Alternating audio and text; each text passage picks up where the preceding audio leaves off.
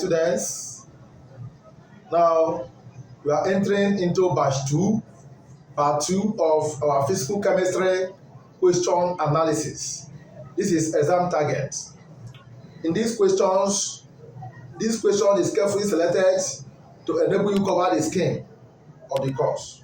Now, please, when solving, try to make use of your pen so that it remains with you.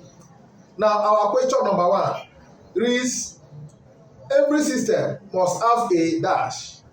A. Volatile liquid. B. Closed metal can. C.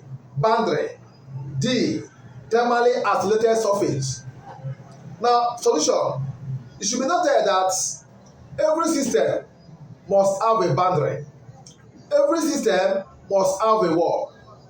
We should remember that thermodynamics is talking about the system, the surrounding, and the universe. Between the system and the boundary, between the system and the walls, between the system and the surrounding is called the what? The boundary. So every system must have a boundary. Option C is correct. Then question number 2. Which of the following is chemically independent constituent of a system? A. Component. B. Phase. C. NOTA. None of the above. D. All of the above. It should be noted that the number of components is the number of independent chemical species necessary to describe the composition of each and every phase of the system. The number of components is defined as the independent chemical species. Independent chemical what? Species. So option A is correct. The number of components is independent constituent of a system. Option A is what? Correct. Then question number 3. Oxygen and nitrogen can be liquefied by dash. Option A, cooling and compressing. Option B, cooling and heating. Option C, heating and compressing. Option D, cooling only. Now, there are some processes that happen. Some gas, if the critical temperature is below room temperature, if the critical temperature is what? Below room temperature, such as oxygen and nitrogen, such gases exist in atmosphere, such substances exist in atmosphere as a gas and can be liquefied by cooling, followed by what? Compression. So oxygen and nitrogen are what? Oxygen and nitrogen are what? Can be liquefied by cooling, followed by what? Compression, because their critical temperature is what? Below room temperature. Below what? Room temperature. Therefore, they can exist in the atmosphere as a gas. Hence, they can be liquefied by cooling, followed by what? Compression. Question number 4 reads, 25 grams of non-volatile solute is dissolved in 120 grams of water at 25 degrees centigrade to form a dilute solution, assuming to be ideal if the vapor pressure over the solution is 23.05 mmHg. Calculate the molecular mass of the solute. The vapor pressure of water at this temperature is 26.10 mmHg. Option A, 19.5 grams per mole. Option B, 32 grams per mole. Option C, 3.32 grams per mole.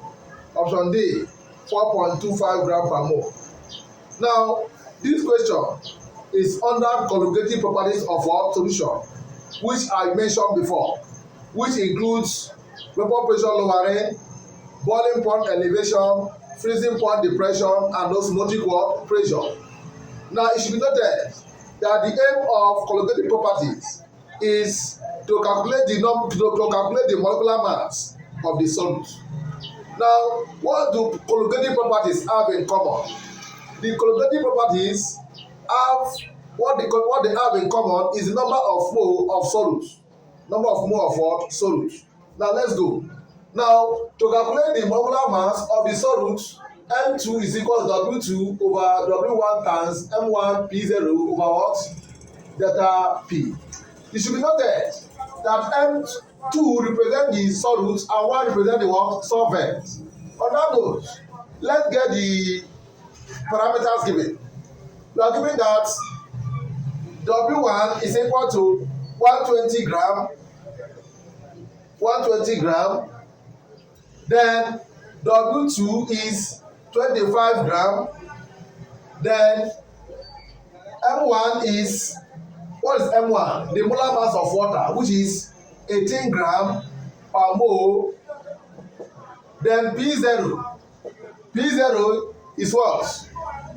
P0 is 26.10 millimeter mercury. Then P naught, which is P0, and change in P to give us 23.05 millimeter mercury. Now input the values. We are going to have 25 over what? 18. It gives 25 over W1 is what? W2 25. W1 is what? 120 times M1 18 times 26.10 over what? 23.05. So our answer now becomes M2 is equal to what? 4.25 gram per mole. Hope you understand. So our answer is option D is correct. Option D is what? Correct.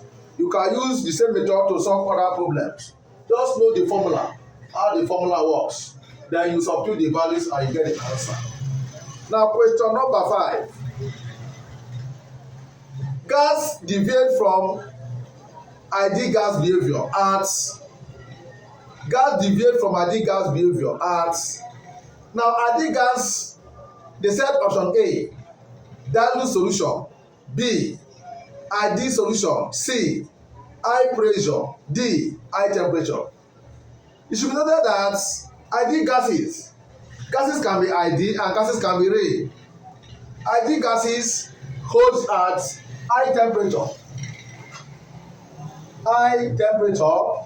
and low pressure.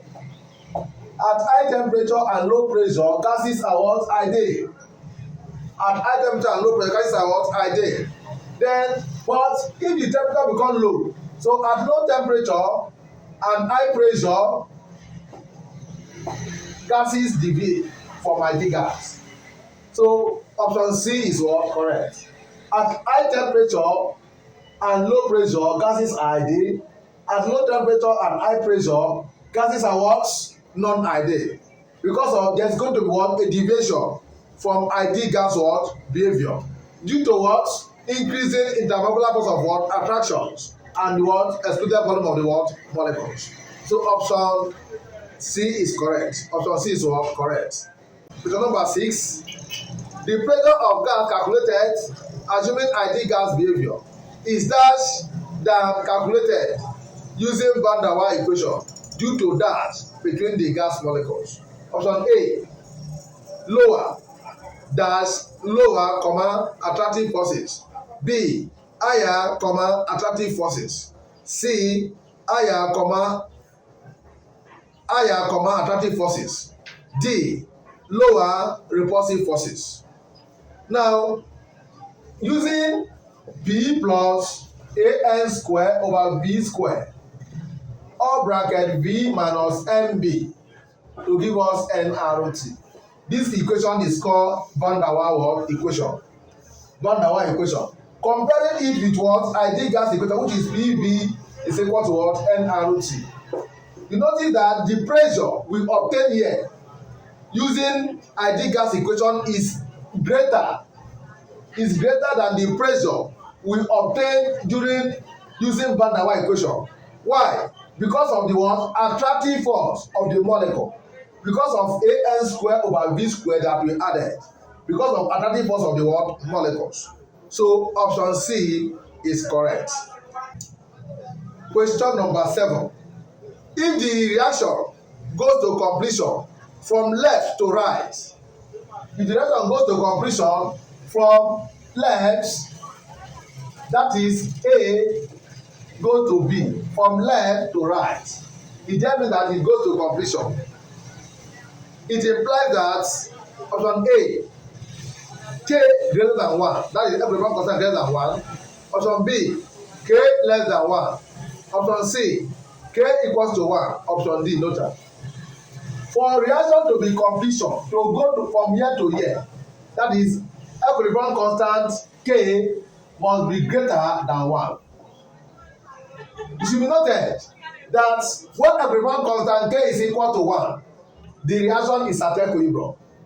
When K is less than 1, the vapour reaction is favored, which implies that it moves from what? Right to what? Left. Then if K is greater than 1, it moves from what? Left to what? Right, which means that the vapour reaction is favored. So option A is the right what? Answer. Question number 8. Question number 8. Which of the following is true for free energy of an irreversible process at constant temperature and volume? Now, if you talk of constant temperature and volume, we are no more talking of what? Give free energy. Okay, option A. You are giving option A is as A less than 0, which means enhanced free energy. B, give free energy is equal to 0. C, give free energy is equal to, okay, C, A equal to 0, that is enhanced free energy 0. D, give free energy less than 0. They say which of the following is true for free energy of an irreversible process at constant temperature and volume. Now, at constant temperature and volume for an irreversible process means that the process goes to completion. It is not reversible. It is not what? Reversible. Then on that note, free energy must be negative. Free energy must be what? Negative. For a reaction to be spontaneous. Because irreversible process is a spontaneous process. Irreversible process, a process that is irreversible, is a process that is what? Spontaneous. On that note, free energy must be negative. Free energy must be what? Negative. Which means, but there's a condition there that constant temperature and volume.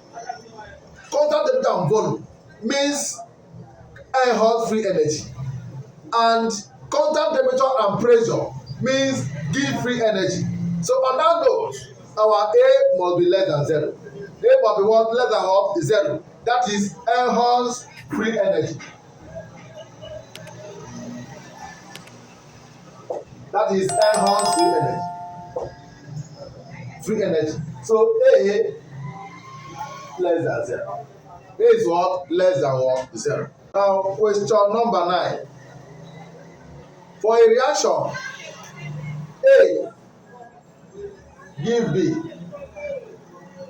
For a reaction A give B, what is the differential equation for the formation of B? Differential equation for the formation of what? B. You should know that rate of this reaction, they gave the option A, option B, C, and D. Now you should know that rate of this reaction is equal to change in A over the T, negative, is equal to plus the B over the T. The same rate is equal to K or A. Now, the rate of formation of the product will be equal to change in B over the T is equal to what? K or A. That is the right answer. Change in A, B over the T is equal to K or A. So option B is correct. Option B is what? Correct. Now, question number. You are meant to know that they said which of the following graphs represent the graph of a first order reaction. Of a what? First order what? Reaction. A first order reaction, we have ln N1 over N0 is equal to minus KT. You should remember that during the reaction, this equation should be changed because A0 is the initial amount. Then we have ln this one here. You have A minus X.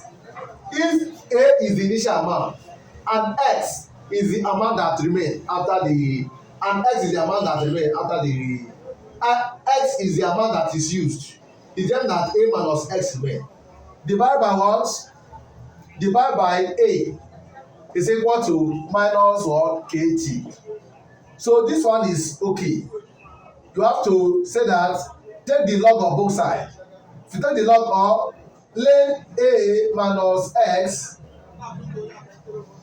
minus ln A is equal to minus KT. Convert this thing to log. Difference between ln and log is ln A is equal to 2.303 log A. So what am I saying? In place of ln, put 2.303. It means 2.303 log A minus X is equal to 2.303. Take it into that side. Log A plus K, okay, minus KT. Divide both sides by 2.303. It becomes log A minus X is equal to log A minus 2.303 K. Divide both sides. It is equal to, okay, log A minus X is equal to log A minus 1 over 2.303 KT. So what are we trying to say? You are plotting the graph of log of A minus X here, log A minus X against T, and the graph is going to be like this. This is the nature of this is the graph, A minus X against T. The slope of the graph is what? K over what? 2.303. So the slope of the graph is K over 2.303. So we are plotting graph of log of A minus X. What is that? The substance that remain against time. That is it. Now please, this equation can be changed to what? What is the slope of the graph for first order? What is the slope of the graph for what? First order. And the slope of the graph for first order is K over what? 2.303. Such question do come out. So please subscribe to our channel. I wish you success in your exams. Keep on doing well. We have more batches to release. I'll have another batch to release. I'll release more batches so that exam will be more simpler for you. Exam will be more simpler for you. Like and comment. If you have any question, you comment on the comment section so that we can help and improve the channel. Thank you very much.